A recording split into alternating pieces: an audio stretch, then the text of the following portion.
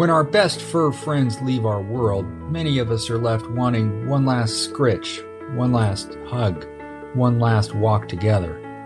One Last Network is a space for pet guardians to honor their pets in their senior years and to cope with the days leading up to and after their passing. Here's your host, Angela Schneider, founder of One Last Network and Big White Dog Photography in Spokane, Washington.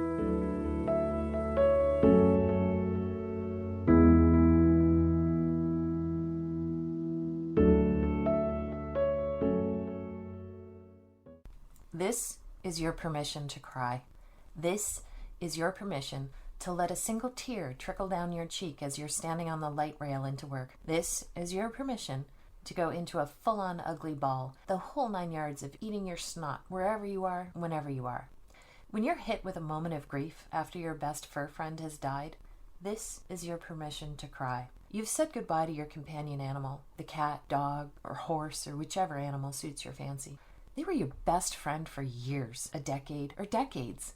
You had a relationship built on unconditional love, companionship, and mutual devotion. Your pet was not, quote, just a dog, unquote. Your pet was a best friend, a soulmate, a co-pilot, a beloved member of your family. This grief, this pain, it can be so overwhelming. And yes, my love, you are allowed to cry. But we don't always give ourselves permission to do that. Let's talk a minute first about why crying is good for us. I don't just cry when I'm grieving. I cry when I'm happy. Like, sometimes I look at Bella or just even think about her, and the power of the love we have for each other makes my eyes well up. I cry when I get angry, and you know that kind of angry, like when your fists are clenched into balls of rage and all of a sudden, bam, tears. And it's so antithetical to our fury, isn't it? It is quite literally the emotion flooding out of us. Tears are a symbol of emotional release.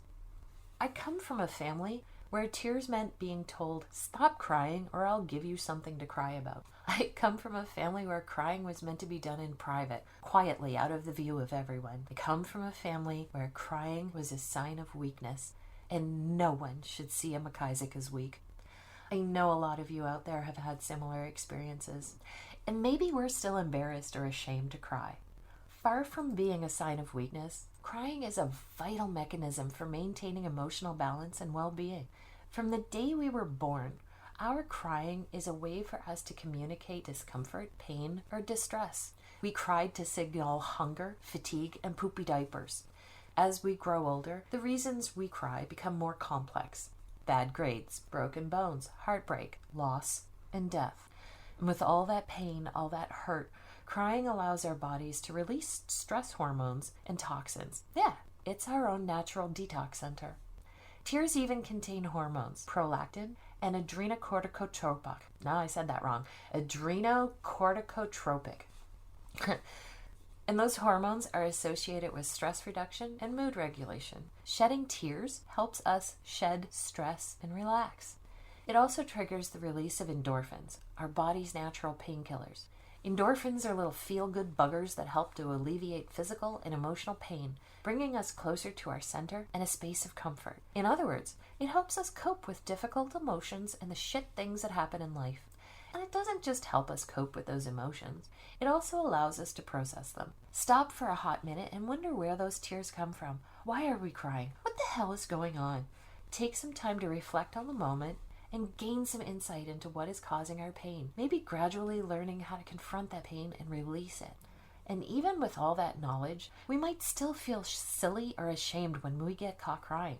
We may even catch ourselves crying in solitude, thinking, well, that's stupid. Why am I crying about that?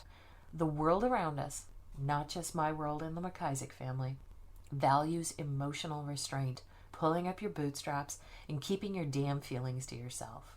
Societal conditioning has created a culture of emotional repression, a world in which expressing our vulnerability is equated with failure or inadequacy. Couple that with a grief-avoidant culture, and whoo, aren't we a mess? So we hide our tears and put on a brave face. But what if? What if we stared society in the face and gave it the old finger? What if we start to normalize our tears and encourage open dialogue about our feelings? What if we talk about how much it sucks that our dog just died and that we feel so alone and lost without him? Because it sucks. We often spend a decade or more attached to this animal. We have a unique and profound relationship built on love, companionship, and devotion. Our pets aren't just animals. They're members of our families. I mean, their presence is often preferred over that of other humans sometimes, isn't it? When they die, we're left devastated in a world that doesn't always understand the bond we shared. And we're left knowing that not only does general society not want to put up with our tears in general, they sure as shit don't want to deal with our grief over a pet. Suppressing our tears, though, denies us the opportunity to grieve naturally and fully, and prevents us from fully processing our emotions. Grief is so complex and overwhelming, and it manifests in so many different ways. We need the time and space to process all this, adjust to our new normal, and by allowing ourselves the time to cry, we create space for understanding, growth, and healing. In that space, we find too a continued connection to our beloved companion animal. Our tears are a testament to the depth of our bond and can help us remember the times before the sick and the old crept in to take our babies away. Those who may be uncomfortable with our tears over a dog or a cat or a horse simply don't understand what it means to love an animal like this. They, my friends, are the ones who maybe should feel shame and embarrassment for trivializing our tears and our grief, for undermining the significance of this experience in our lives, for adding to our pain rather than trying to alleviate it in some way, for not having loved like this, for not having been loved like this. Our grief is legitimate and warrants these tears. Our grief does not belong on a comparison chart with mothers, children, grandparents, best friends, miscarriages, divorce, any kind of loss. If you have an opinion that one type of grief is worse than another, throw it out. There is no one worse type of grief. They are all awful and they are all different. And yet here we are in a world that forces us to internalize our grief over our pets and hide our tears away. When we allow others to see our tears, though, we can start this movement toward normalizing the experience. Not just the experience of our crying, but also the experience of our grief for our animals. And we can start a movement that opens the dialogue about those emotions and our grief. I believe we can take that movement and create a more inclusive and supportive society where all feel safe to express their feelings without fear of judgment or shame. By challenging the stigma around our tears with our tears, by embracing our vulnerability over the loss of our best fur friend, we turn our tears into a sign of strength, not weakness. We liberate ourselves from the shame society has bestowed upon us. We reclaim our right to express our feelings authentically and unapologetically. And we honor the life we shared with our companion animal.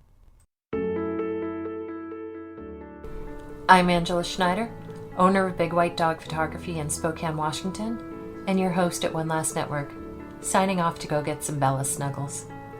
Listen to One Last Network on whichever podcast platform you prefer. We're on Spotify, Apple, and Amazon. Don't forget to hit follow or subscribe so you don't miss an episode. And if you have a friend who might be interested in our content, make sure you share us with them. Thanks for listening.